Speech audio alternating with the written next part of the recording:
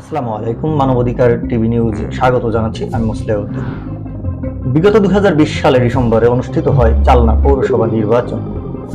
মহিলা সংরক্ষিত আসনে অংশগ্রহণ করেন 4, 5 ও 6 নং ওয়ার্ডে নির্বাচিত হন হাসিনা বেগম এবং 2023 সালের ডিসেম্বরে কঠিন রোগে আক্রান্ত হয়ে তিনি মৃত্যুবরণ করেন।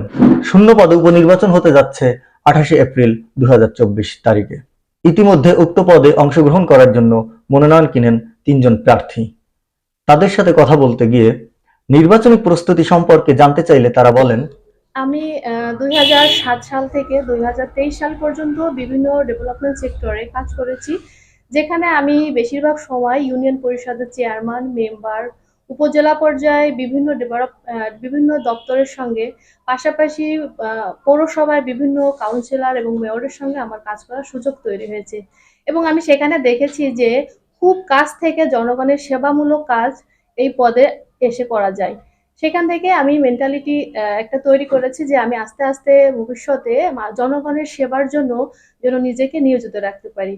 সেই ধারাবাহিকতায় আমি মন থেকে একটা প্রস্তুতি নিয়েছি যে আমি জনগণকে যেন সেবা করতে পারি, সেজন্য এই পেশায় আমি আসতে চাই।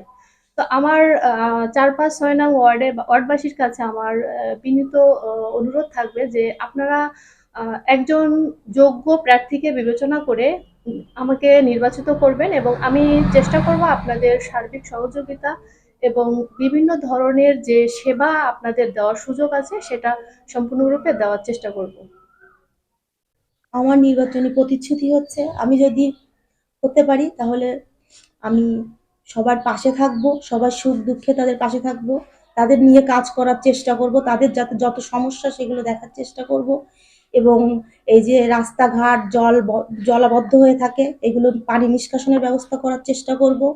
এবং সকল সময় সর্বসময় আমি তাদের সাথে থেকে একসাথে তাদের ভালো মন্দ দেখে তাদের কাজ করার জন্য চেষ্টা করব। এটাই আমার একমাত্র প্রতিশ্রুতি এবং আমার ইচ্ছা।